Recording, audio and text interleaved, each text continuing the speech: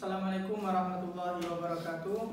Warahmatullahi wabarakatuh. Alhamdulillah, pada kesempatan ini kita masih diberikan kesehatan dan kesempatan sehingga kita dapat hadir dan ketemu secara langsung demi untuk mendamaikan konflik bapak-bapak ini.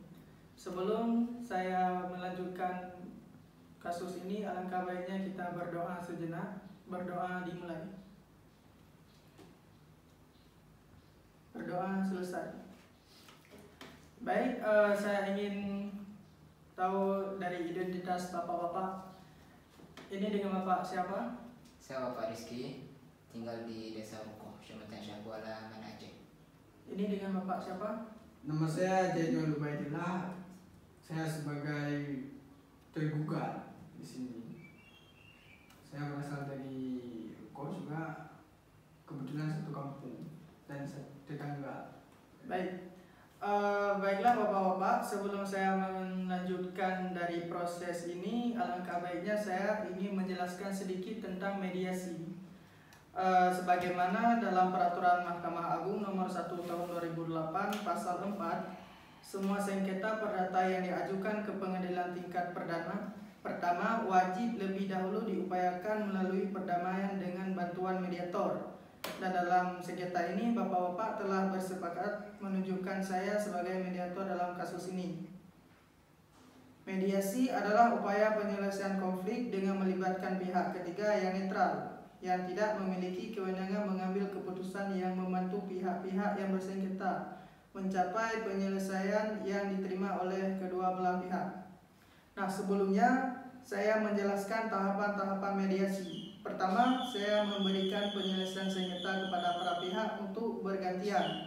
Kedua, saya akan mencari kesepakatan awal dari dua belah pihak. Tiga, saya mendefinisikan menyatukan agenda pembicaraan. Keempat, kita masuk ke tahap negosiasi. Nah, yang terakhir, jika akhir negosiasi menjadi kesepakatan, kita susun kesepakatan akhir. Apakah bapak-bapak setuju? Setuju. Baik, dari Bapak Rizky, saya ingin tahu informasi-informasi terkait dengan Bapak Rizky. Apa keluhan-keluhan Bapak Rizky sehingga Bapak Rizky ini ingin menuntut pihak kedua, yaitu Bapak Jainul. Baik, terima kasih kepada Pak Hakim telah memberi saya waktu. Mungkin kasus ini sudah terjadi sejak 2017 silam, Pak Hakim. Dimana seperti yang Pak Jainul bilang tadi, kami memang tetangga di Desa Rukoh, kami tetangga, dan pun rumah kami bersebelahan. Jadi batas tanah saya itu langsung berbatasan dengan batas tanah beliau. Nah, yang jadi masalah di sini pada tahun 2017 ketika Pak Jainul membangun rumah, itu ada bagian tanah saya yang terambil oleh beliau dan beliau tidak memberitahukan sebelumnya kepada saya. Jadi saya tidak menerima atas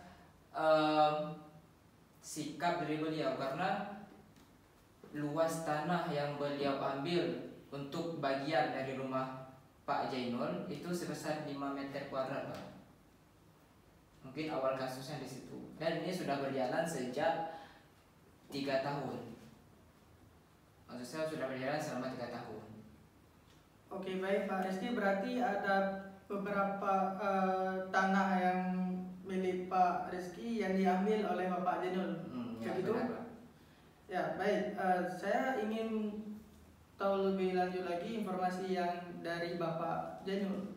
Bagaimana sikap Pak Jainul dengan apa yang telah dijelaskan oleh Bapak Rizky tadi? Kalau menurut saya itu bisa dituntut saya merasa bersalah. Tetapi pada waktu kejadian tersebut itu tidak ada tanda pagar. Pertama, tidak ada tanda pagar. Yang kedua, tidak ada pembatas sedikit pun. Sampai 3 tahun berlalu, baru kali ini Bapak Rizky menuntut saya. Dan saya menerima dari tuntutan tersebut. Nah, sekian, Pak. Oke, baik. Pak Rizky, apakah benar Bapak tidak ada memberikan tanda sedikit pun sehingga Bapak Jainul tidak mengetahui bahwa itu tanah yang milik Bapak? Benar, di rumah saya tuh memang tidak saya buat pagar, cuman kalau dalam logika saya, ketika kita membuat rumah, nanti kita harus mengukur dulu batas tanah kita sendiri. Dan itu memang wajib kita lakukan. Dan kebanyakan rumah di desa-desa pun tidak memberikan pagar untuk rumah mereka. Tapi mereka punya bukti, punya surat tanah, punya peta luas tanah mereka, luas tanah kami, luas tanah saya, luas tanah Pak Jainul. Jadi di situ kita bisa lihat berapa batas luas tanah saya, berapa luas batas tanah Pak Jainul gitu. Jadi bisa lah kalau Pak Jainul bisa berpikir ke situ, mungkin beliau tidak akan mengambil bagian dari tanah saya gitu. Berarti di sini mungkin Pak Jainul ketika membangun rumah tersebut beliau tidak memperkirakan luas tanah beliau tuh dari mana ke mana gitu. Jadi dalam hal ini Bapak merasa dirugikan? Ya, sangat dirugikan. Apakah Bapak bisa membuktikan bahwa Anda memiliki surat bukti? Baik Pak Rizky, boleh saya lihat surat tanah yang Anda miliki? Ini Pak.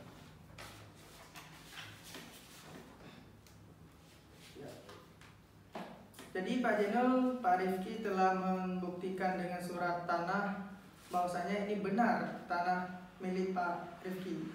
Bagaimana kelanjutannya dengan Bapak Jainul? Ya, kalau sudah ada bukti yang jelas, saya pribadi ingin meminta maaf kepada Bapak Rizky Ananda karena tanah sudah saya ambil seluas 5 meter. Oke, baik Pak Rifki, apa lanjutan dari Anda dengan permohonan maaf dari Bapak Jainul? Apakah Bapak Rifki ingin mengganti rugi dalam hal ini?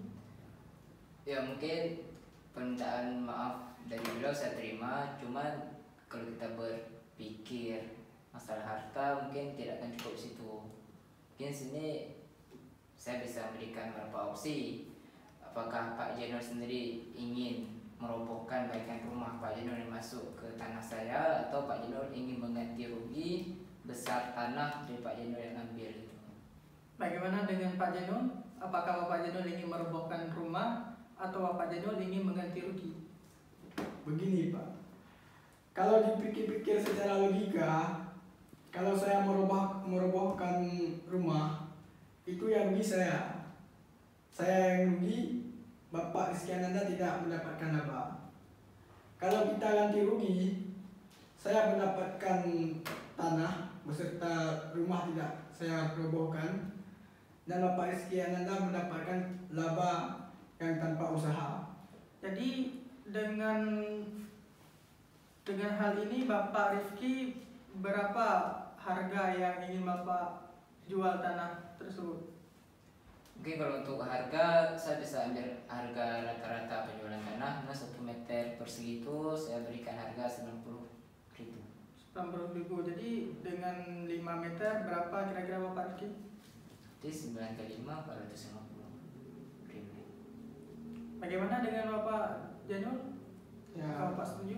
bukannya saya sombong ya Pak ya. Ya. Dengan harga 90.000 itu ya 450. berapa? 450.000. Ya 450.000. Itu bagi saya terlalu, bukan bermaksud sombong. Saya kasih 500 lah. 500. Nah, saya genapkan 500 per 1 meter. 500 untuk 5 meter persegi. 500 ya. Baik, jika demikian berarti Bapak Jainul telah mengakui kesalahan dan Bapak Rifki pun telah membuktikan dengan surat pemilikan tanah. Maka berakhirlah negosiasi kita pada tahap ini. Sebelumnya saya ingin menunjukkan surat pernyataan ya, dari bapak-bapak ya. Sebelum saya ingin minta tanda tangan bapak-bapak, alangkah baiknya saya baca dulu surat pernyataan ini. Apabila gugatan tersebut dicabut, maka kesepakatan perdamaian hanya mengikat kepada pihak di mana apabila salah satunya mengingkar janji diajukan gugatan kembali. Apakah Pak mengerti? Kalau begitu Bapak boleh tanda tangan di sini. Sini Pak. Sini. Ya.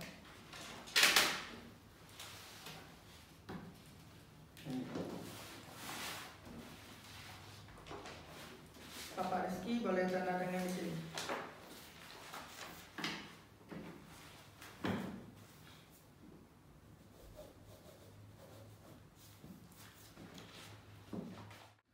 Baiklah Bapak-Bapak, dengan Bapak-Bapak telah menandatangani surat pernyataan tersebut, maka berakhirlah konflik dari Bapak-Bapak ini dan semuanya sudah beres. Saya di sini sebagai pihak yang netral, saya hanya bisa memberikan solusi dari Bapak-Bapak tersebut. Baiklah, saya tutupi. Wassalamualaikum warahmatullahi wabarakatuh. Warahmatullahi